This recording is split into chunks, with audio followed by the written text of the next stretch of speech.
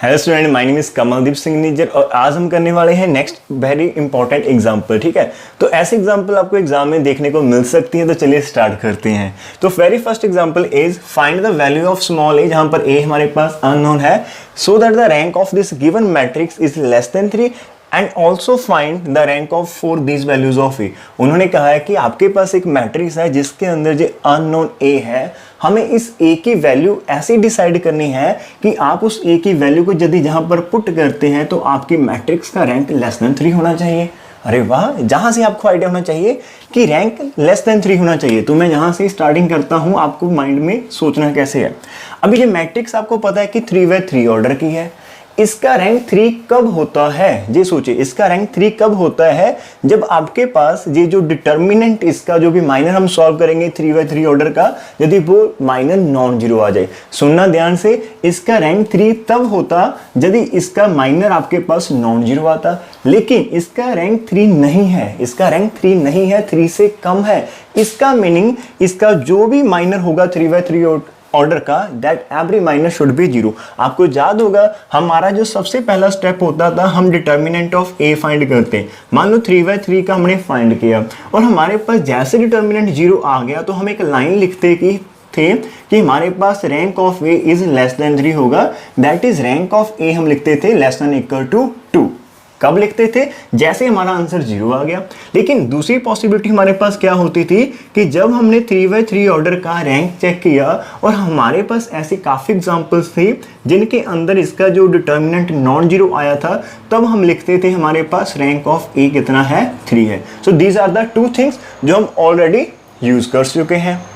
तो this the basic fund है जो आपके माइंड में चलने चाहिए साथ साथ। ठीक है, ये आपका सिर्फ माइंड का कंसेप्शन है, आपने इसको जो भी है कॉपी पर नहीं लिखना, साइड पर लिख सकते हैं। ठीक है, अभी हम जहां पर स्टार्ट करते हैं तो हम एक लाइन लिखेंगे कि हमारे पास सिंस हमारे पास क्या है, जो भी रैंक ऑफ ए है इज लेस देन, हमारे पास क्या है, इज लेस देन कैसा है, 3 है। तो आपने यदि इसको स्टार्ट करना एग्जाम में तो सबसे पहले आप लिखेगा कि हमारे पास गिवन क्या है, ए मैट्रिक्स है, उसको लिख लीजिएगा। थोड़ी सी लेंथ मिल जाएगी आपके आंसर को, 1 2 A 1 2 3।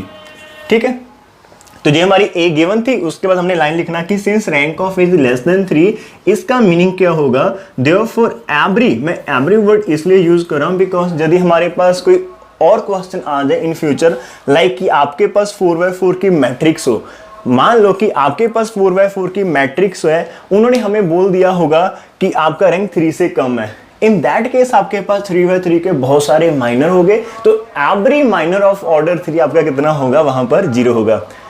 मॉर्निंग का टाइम है लेकिन आपके लिए वीडियो है, तो बाहर देखिए कितना नॉइज है, कभी कोई आ जाता है कभी कोई आ जाता है। आप सिर्फ इसी के ऊपर फोकस करना, मेरी आवाज के ऊपर फोकस करना, हम कर लेंगे। ठीक है, तो यहां पर आप लिख सकते हैं दो चॉइसेस है आपके पास। एक तो since rank of is less than 3 है, इसका मीनिंग क्या है आपके पास, इसका मीनिंग क्या होगा, देयरफॉर एवरी माइनर, वैसे तो एक ही माइनर है लेकिन ये लाइन भी रॉन्ग नहीं रहेगी, therefore every minor of order, जितने भी इसके ऑर्डर 3 के माइनर हो गए इज 0।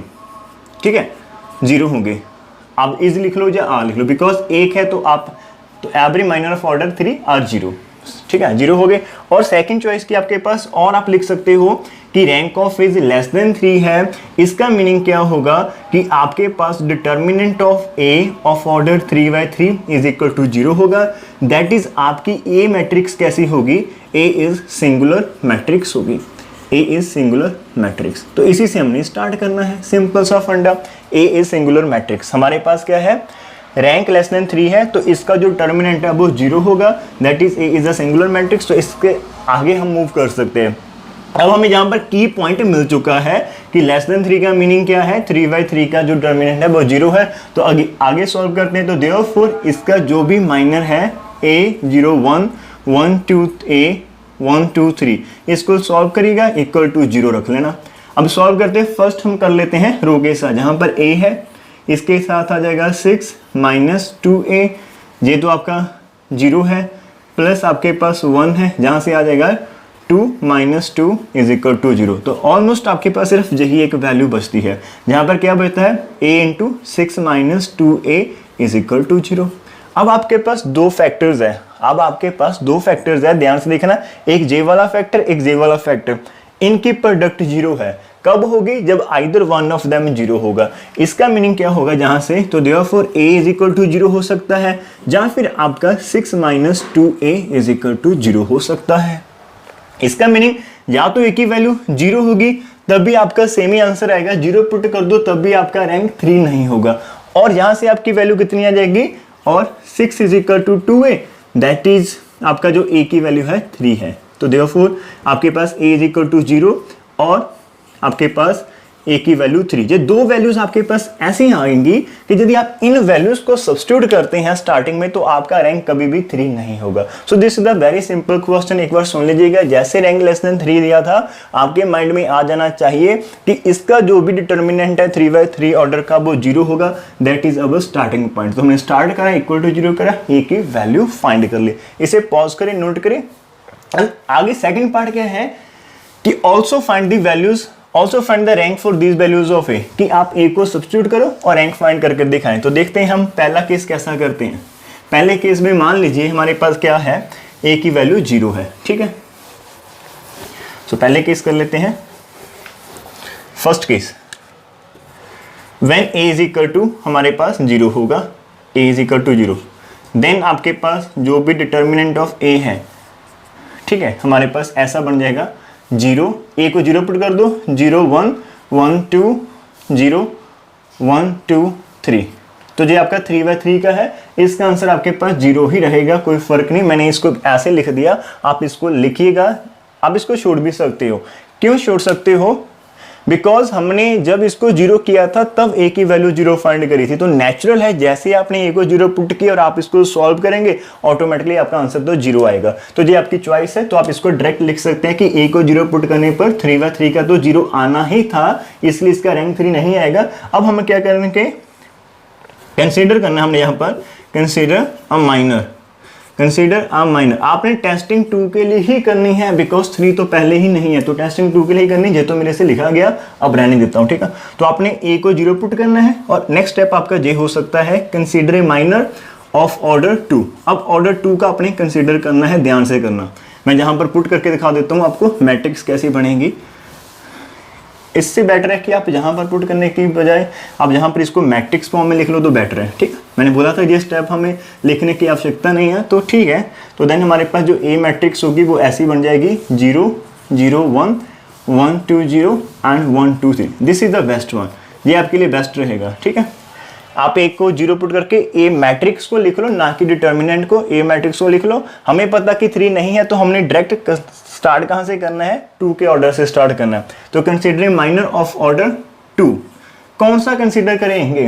हाँ में से कई बच्चे यदि आपने ये कर लिया आपका आंसर 0 आएगा, इनके साथ अगर कोई भी करेंगे आपका आंसर 0 ही आएगा। देखिए मेरी चॉइस है कि मैं इसको कर लेता हूँ, मेरा टाइम बच जाएगा। तो मैंने क्या करा, मैंने ये करा 0 1 2 0। इसका आंसर आएगा मेरे पास 0 -2, दैट इज -2 जो कि नॉन जीरो है। तो इसका मीनिंग मेरे पास क्या है, therefore there exist a minor, एक माइनर है हमारे पास ऑफ ऑर्डर 2, है ना, विच डज नॉट बैनिश, जो कि बैनिश नहीं हो रहा, विच डज नॉट बैनिश, ठीक है। इसका मीनिंग क्या होगा, तो देयरफॉर रैंक ऑफ ए कितना आ जाएगा, आपके पास 2 आ जाएगा। अब सेकंड पार्ट हम करते हैं, इसी के अंदर आप इसको पॉज करें और लिख ले। सेकंड पार्ट में हमने क्या पुट करना है, ए की वैल्यू को यहाँ पर 3 पुट करना है। यहाँ पर मेरे पास ए की वैल्यू कितनी आ जाएगी, 3 आ जाएगी, ठीक है। ए की वैल्यू 3 आ जाएगी। अब ये न्यू मैट्रिक्स बन गई।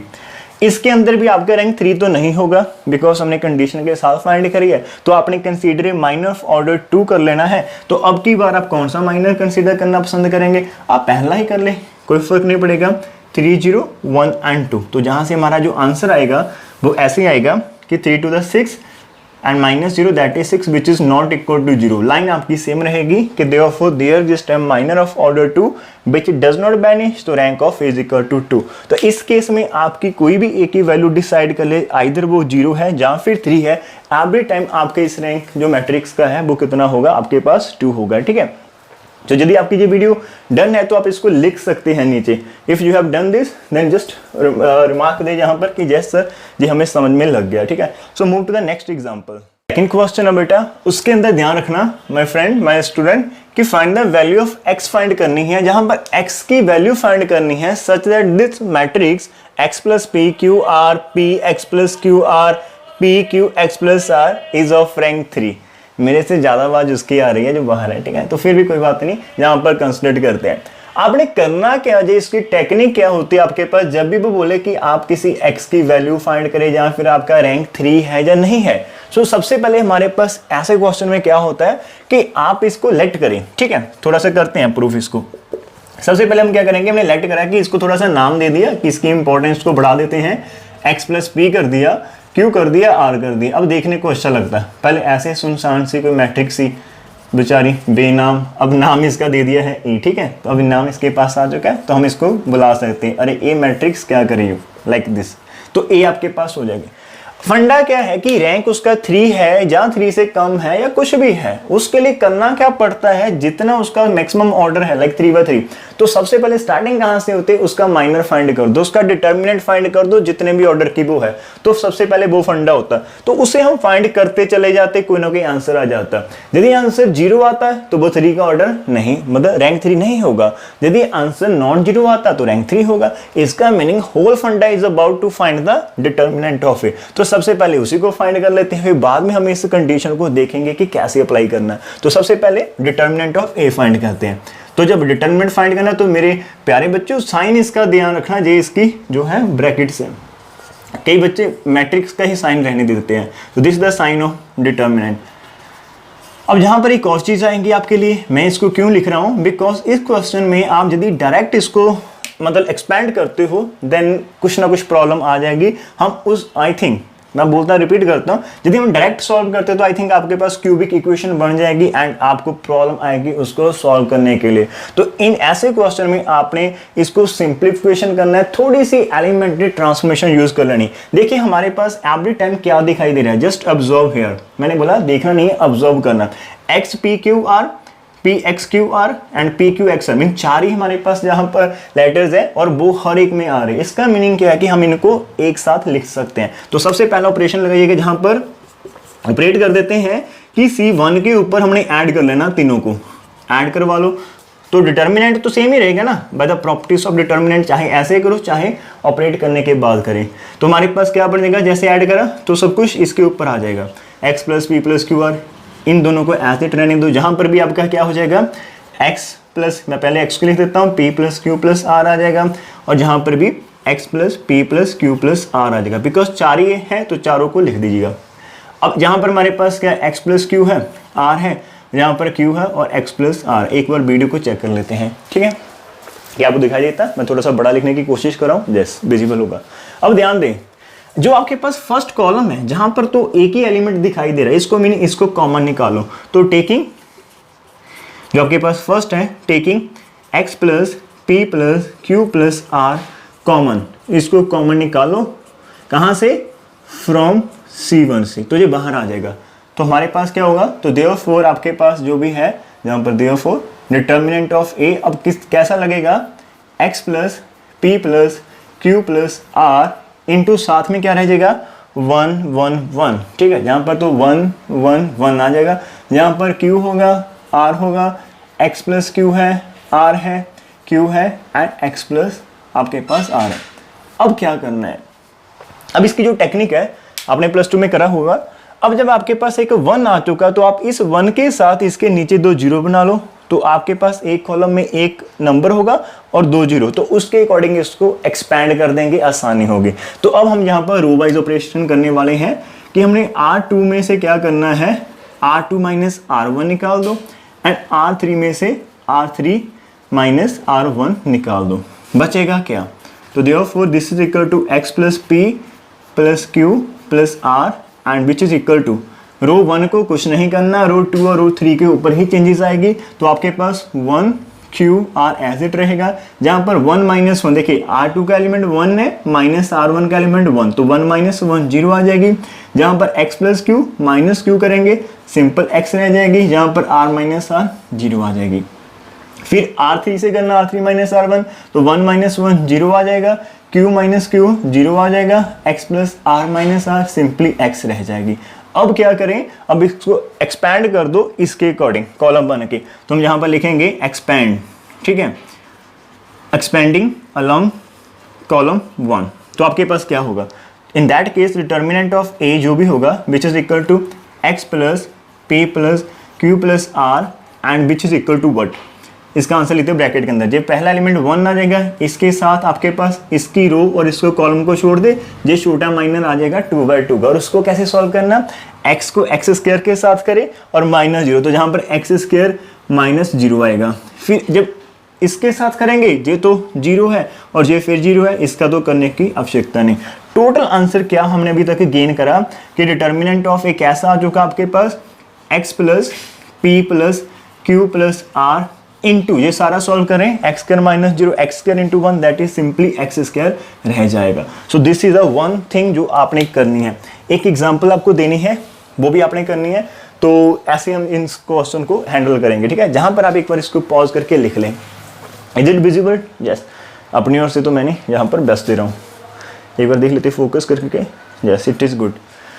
अभी क्या करना है, अभी हम डिस्कस करेंगे यहाँ पर नेक्स्ट जो हमारे पास है रैंक का फंडा, कि रैंक कैसे, इसको रैंक की हेल्प के साथ कैसे x की वैल्यू को फाइंड करना है, ठीक है। यस, अब देखते हैं जहां तक आपने कर लिया, अभी इसके ऊपर आते हैं। हमारे पास गिवन क्या है, गिवन रैंक ऑफ मैट्रिक्स कितना होना चाहिए, रैंक ऑफ मैट्रिक्स, ठीक है। Rank of matrix is 3। अरे वाह, रैंक ऑफ मैट्रिक्स 3 कब होगा, जब आपके पास इसका जो माइनर है वो नॉन जीरो होगा। अभी हमारा माइनर जे है, तो देयरफॉर हमारे पास क्या होगा, तो देयरफॉर डिटर्मिनेंट ऑफ ए को नॉन जीरो होना पड़ेगा। देयरफॉर इसका मीनिंग क्या है, determinant a non zero, meaning अभी जे क्या है, ये तो इसके इक्वल है। इसका मीनिंग क्या होगा, x plus p plus q plus r into x square की जो प्रोडक्ट है इसको नॉन जीरो होना पड़ेगा। अरे वाह, दो नंबर्स की प्रोडक्ट है, दो टर्म्स की प्रोडक्ट नॉन जीरो कब होगी, जब उसमें कोई भी टर्म जीरो नहीं होगी। यदि आपका जे जीरो बन गया तब भी आंसर जीरो आएगा, जब जे जीरो बन गया तब भी जीरो आएगा। इसका मीनिंग क्या हुआ, इन दोनों को नॉन जीरो होना पड़ेगा। तो विच इंप्लाइज आपके पास क्या होगा, x plus p plus q, जे और कोई जो मर्जी वैल्यू ले, कोई भी वैल्यू जे अडॉप्ट कर सकते हैं, लेकिन जीरो नहीं होना चाहिए। एक भी जीरो बन गई तो सारा काम खराब हो जाएगा। तो इन दैट केस आपका रैंक 3 से कम हो जाएगा। एक भी जीरो होगी तो टर्मिनेंट ए जीरो बन जाएगा and rank must be less than 3, लेकिन हमें 3 शो करना है। तो इसका मीनिंग इसको भी नॉन जीरो होना पड़ेगा एंड यहाँ पर एंड लगाना है, ठीक है, एंड एक्स स्क्वायर को भी नॉन जीरो होना पड़ेगा। इसका मीनिंग क्या होगा, दैट इज यहाँ पर x की वैल्यू निकालनी, ये तीनों नंबर को दूसरी साइड शिफ्ट करो, this not is equal to, ये तीनों माइनस होंगे तो यहाँ पर ब्रैकेट डाल देना इस तरह से। तो वैसे तो ये minus p minus q minus है, तो माइनस कॉमन निकाल दिया कि x never be equal to negative of this 3 number. यदि x negative of this 3 number हो गया तो उसको पुट करने पर ये जीरो बन जाएगा। तो x की वैल्यू ये कभी भी नहीं होनी चाहिए एंड साथ ही में यहाँ पर x क्या होना चाहिए, not is equal to zero. तो दीज आर द वैल्यूज। उन्होंने पूछा था कि x की वैल्यूज फाइंड करके दिखाएं जहाँ पर जिनके लिए हमारा रैंक कितना होना चाहिए 3। तो हमने जहाँ पर पुट करा कि आप जीरो ना पुट करें और कुछ भी पुट कर ले, और साथ में आप ये दो नंबर कभी ना पुट करना। हमें जो आंसर आया उसके अंदर ना ही तो हमने जीरो लेना है ना ही हमने जे नंबर लेना, इन दो नंबर के बिना हम कुछ भी पुट कर ले हमारे पास ऑलवेज टर्मिनेंट नॉन जीरो ही आएगा और रैंक हमारा 3 ही रहेगा। लेकिन जैसे ही आपने इनमें से एक नंबर पुट करने की जहां पर गलती कर दी, आपका रैंक क्या हो जाएगा, 3 से कम। तो दिस इज अ क्वेश्चन। तो ये आपके 2 क्वेश्चन हो गए, इनसे आइडिया हो गया होगा। एक क्वेश्चन मैं आपके लिए होमवर्क जहां पर दे देता हूं, शायद आप कर पाएंगे। ऐसा क्वेश्चन आपके लिए होमवर्क है, find the value of x such that the rank of matrix is 3। Matrix आपके पास जे है, इसका रैंक 3 होना चाहिए, x की वैल्यूज फाइंड करें। सो आपको लगेगा कि ये तो हमें आता, लेकिन फिर भी आप खुद से करना, खुद से बताना।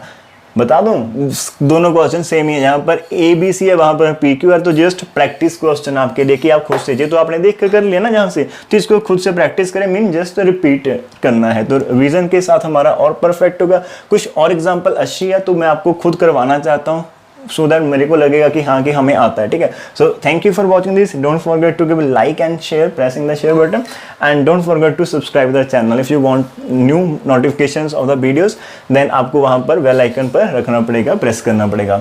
यदि आप बीएससी में फर्स्ट टाइम में हैं, जो फर्स्ट ईयर में है, तो आपको आने वाले पूरे जो बीएससी का कंप्लीट सिलेबस है जहाँ पर मिल जाएगा। सो अपने फ्रेंड को लेकर आए और जहाँ से प्यारी प्यारी सामान के साथ पढ़ते हैं। सो धन्यवाद वीडियो देखने के लिए। So don't forget to give the answer of this particular question in the comment box. I am waiting for your answer. Bye bye, take care.